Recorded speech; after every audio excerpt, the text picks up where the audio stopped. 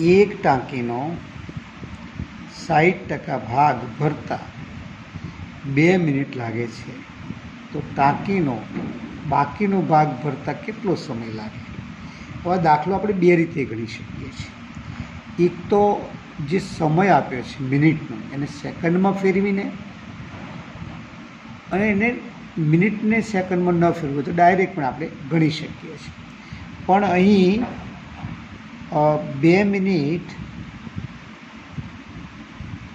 Minute બરાબર કેટલું થાય? 120 સેકન્ડ થાય. બરાબર, 2 મિનિટ બરાબર 120 સેકન્ડ થાય. હવે અહીંયા 60% ભાગ ભરાતા 2 મિનિટ લાગે, એટલે આપણે લખી શકીએ કે માટે 60% બરાબર 120 સેકન્ડ, તો 40% બરાબર પ્રશ્નાર્થ.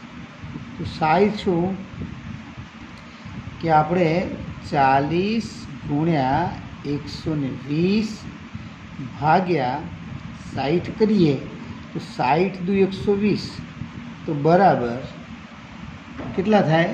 બરાબર 80 સેકન્ડ. આ જવાબ છે કે આ જે 2 મિનિટ છે એને આપણે સેકન્ડમાં ફેરવીએ છીએ, એટલે 1 મિનિટ બરાબર 60 સેકન્ડ થાય, તો 2 મિનિટ બરાબર 120 સેકન્ડ. 60% ભરાતા 120 સેકન્ડ થાય, તો બાકીનો ભાગ કેટલો વધ્યો? 40%. કેમ? 100 - 60 બરાબર 40% બાકી રહ્યો. તો 40% ભરાતા કેટલો સમય લાગે?